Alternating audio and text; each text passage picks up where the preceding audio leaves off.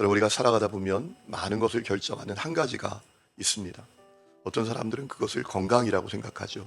그래서 돈을 잃어버리면 반을 잃어버린 거지만 건강을 잃어버리면 전부를 잃어버리는 거다, 이렇게 얘기하기도 하죠. 또 어떤 사람은 그것을 돈이라고 생각하기도 합니다. 돈 없으면 아무것도 못해, 이렇게 얘기하기도 하지 않습니까? 그런데 여러분, 그렇지 않습니다.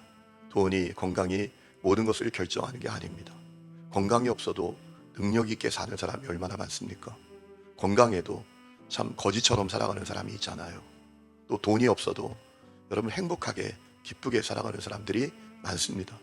돈이 그렇게 많아도 늘 불평하고 짜증내고 살아가는 사람들이 얼마나 많습니까? 돈이 그렇게 많아도 그 돈으로 정말 결정적인 문제를 해결하지 못하는 분들을 볼 수 있지 않습니까? 그러면 바울에게 우리가 혹시 묻는다면 바울은 뭐라고 말할까요? 모든 것을 결정짓는 한 가지가 뭡니까? 라고 묻는다면 그는 무엇이라고 대답을 할까요? 그는 이렇게 대답할 겁니다. 복음입니다. 특별히 부활의 복음입니다. 죽어도 다시 사는 소망, 또 영원한 생명을 누리는 그 부활의 생명과 그 소망이 그 결정적인 한 가지입니다. 라고 얘기할 것입니다. 그럼 바울이 예루살렘에 올라갔다가 유대인들에게 체포가 됐지 않습니까? 여러 사람에게 불려서 다니면서 어려움을 당합니다. 천부장에게 어려움을 당하고, 사내들인 공회의에 서서 어려움을 당하고, 로마 총독 베스도에게, 벨릭스에게 어려움을 당하고, 또 총독 베스도에게 또 서서 어려움을 당하고, 오늘 말씀을 보니까 아그리빠 왕 앞에서 또 어려움을 당합니다. 여러분, 이 총독 베스도가 아그리빠 왕이 자기에게 방문했을 때 바울을 만나볼 것을 요청합니다. 왜냐하면 이 바울의 죄목을 찾아야 되거든요. 바울이 로마 황제에게 상소했습니다. 그러므로 이제 바울을 로마로 압송하는데 보고서를 써보내야 됩니다. 그런데 죄목을 못 찾겠는 겁니다. 아무리 생각해봐도 유대인들이 고발하는 그 죄가 바울에게 해당되지 않는 것 같아요. 그래서 아그리빠 왕에게 한번 바울을 만나달라고 했던 것입니다. 여러분, 이 아그리빠가 누굽니까? 정확하게 말하면 아그리빠 2세이죠. 이는 AD 47년부터 80년까지 이 유대를 통치했던 분봉왕입니다. 이스라엘 전역을 통치한 게 아니라 유대 지역만 통치하는 분봉왕입니다. 그가 막강한 권력을 갖고 있었습니다. 심지어 예루살렘의 제사장, 대제사장을 갈아치울 정도였습니다. 얼마나 막강한 힘을 갖고 있었습니까? 또 유대의 율법에도 박식했기 때문에 로마 관리들이 이 아그리빠에게 자문을 받기도 했다고 합니다. 이제 그 앞에 서게 됐던 것입니다. 자, 바울이 오늘 말씀을 보면 아그리빠에게 쭉 이야기하는데 그 핵심이 뭡니까? 나는 부활의 복음을 믿는다. 나는 부활의 소망이 있다. 이것을 전하는 거예요. 여러분, 자, 우리가 2절과 3절을 쭉 읽어보면 바울은 먼저 아그리빠가 이야기를 경청할 수 있도록 하는 것을 봅니다. 2절에 보면 내가 당신에게 말할 수 있는 것을 다행스럽게 여긴다 라고 얘기해요. 또 3절에 보면 당신이 유대인의 풍속과 문제를 다 알고 있지 않느냐라고 이야기를 해요. 여러분, 바울이 참 지혜롭습니다. 상대방이 자기의 이야기를 경청할 수 있도록 하는 거예요. 내가 당신과 이야기할 수 있어서 참 감사하다고. 그리고 상대방을 지켜 세워요. 당신은 유대인의 율법에 대해서 박식한 사람이 아니냐고. 여러분, 이렇게 얘기하면 상대방의 마음의 문이 열리잖아요. 그렇죠?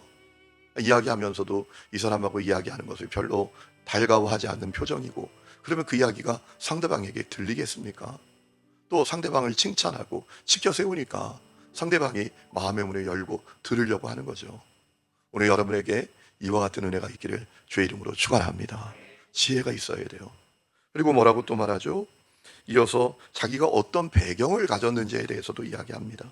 4절과 5절을 쭉 읽어보면 나는 유대인이고 특히 하나님을 향한 열심이 특별했던 바리새파에 속해 있는 사람이다 라고 이야기해요. 그것은 자기를 고발한 유대인들도 다 아는 바라고 이야기를 하지요. 그러니까 무슨 얘기죠? 상대방이 자기에 대해서 선입관이나 오해를 가지지 않도록 자기의 정보를 진술해 주는 거예요. 그러면 더 잘 듣지 않겠습니까? 바울이 참 지혜로워요. 내가 유대인입니다. 내가 바리새인입니다. 여러분, 그러니 이 아그리빠가 그렇구나, 내가 한번 들어봐야 되겠구나, 이런 마음을 갖지 않겠습니까? 이런 지혜가 참 우리에게 필요해요. 제가 그저께인가요? 여기 주민센터에 갔던 적이 있습니다. 교회에서 필요한 여러 서류를 제가 띄러 갔어요. 갔더니 이렇게 기계에서 띄더라고요. 눌러서 발급을 받더라고요. 그런데 어떤 남자분이 자원봉사를 하시는지 그걸 도와주는 거예요. 근데 제가 여러 가지를 계속 띄니까 이분이 조금 불편해하는 것 같아요. 그러니까 제가 사실은 교회 목사고요.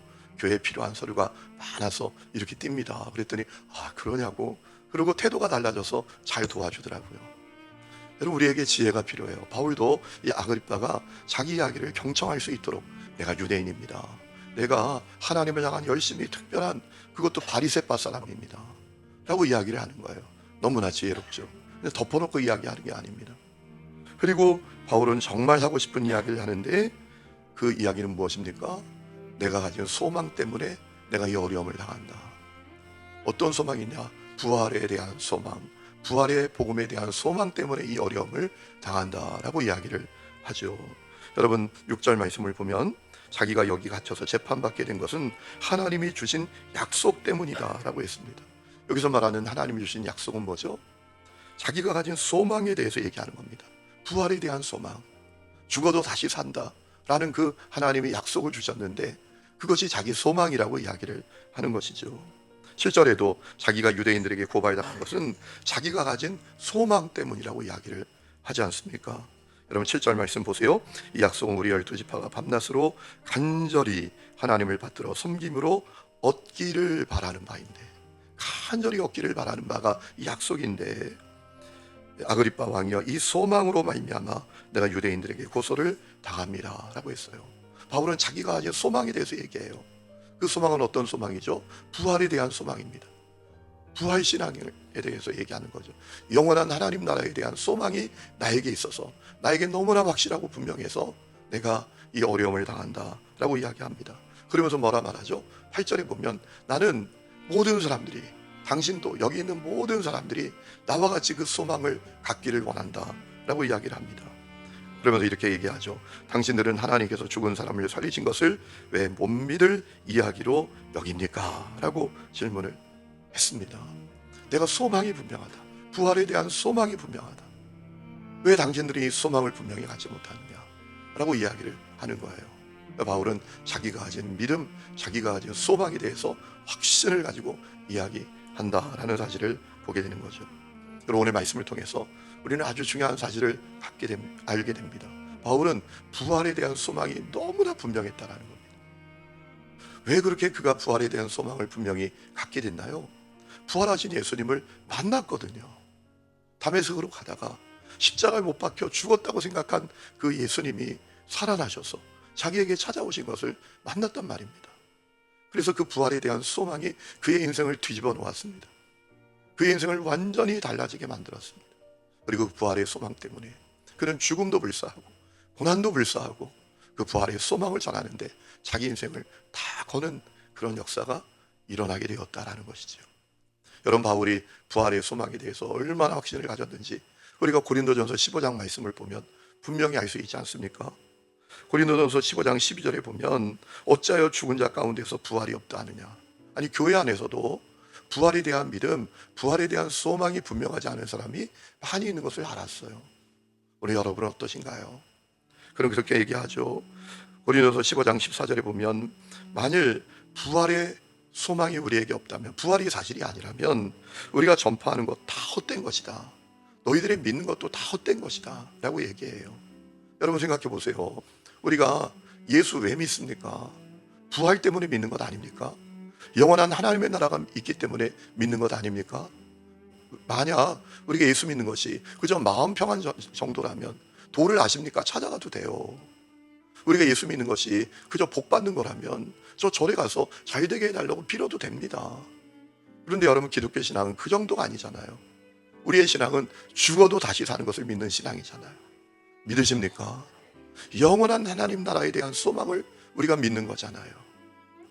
여러분, 그래서 바울이 만일 부활이 없다면 우리 신앙 아무것도 아니다, 우리 신앙생활 헛된 것이다 라고 이야기를 했지 않습니까? 그러면서 뭐라고 이야기를 합니까? 고린도서 15장 19절에 보면 만일 그리스도 안에서 우리가 바라는 것이 다만 이 세상의 삶뿐이면 모든 사람 가운데 우리가 더욱 불쌍한 자이리라. 자기는 이 땅만 바라보지 않는다. 부활의 소망이 있기 때문에 영원한 하나님의 나라를 바라본다 라고 증언하면서 확신 있게 고백하죠. 고린도서 15장 20절, 이제 그리스도께서 죽은 자 가운데서 다시 살아나사 잠자는 자들의 첫 열매가 되셨다. 우리 예수님이 부활의 첫 열매가 되셨어요. 첫 열매가 나타나면 열매는 계속 열리는 것처럼 첫 열매 되신 예수님처럼 우리도 부활하게 될 것을 그가 확실히 증언하지 않습니까?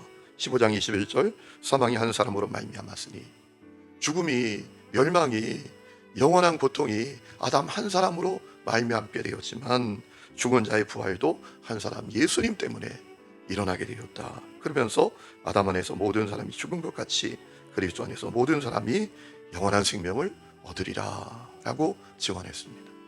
여러분, 바울은 부활에 대한 믿음이 분명했어요. 부활에 대한 소망으로 그는 마음이 너무나 뜨거웠어요. 여러분, 오늘 이 은혜가 여러분 가운데도 있기를 주의 이름으로 축원합니다. 바울은 그 부활 소망 때문에 다 해결이 되는 거예요. 고난도 해결이 돼요. 가난도 해결이 돼요. 내게 영원한 하나님의 나라가 있잖아. 죽음도 해결이 되는 거예요. 내게 영원한 하나님의 나라가 있잖아. 여러분, 우리 여러분에게 해결 안 되는 게 많지 않습니까? 왜 해결이 안 될까요? 가난한 것 때문에 속상하십니까? 건강하지 않은 것 때문에 힘드십니까? 누구보다도 잘 나가지 못하는 것 때문에 마음이 고통스럽습니까? 왜 그게 해결이 안 되죠? 중요한 이유가 있어요. 부활에 대한 믿음과 소망이 우리가 교회를 다녀도 분명하지 않기 때문입니다. 이 땅만 바라보는 거예요. 여러분, 부활에 대한 믿음과 소망이 확실해지면 다 해결이 돼요. 오늘 그 은혜가 여러분 모두에게 있기를 주의 이름으로 축원합니다.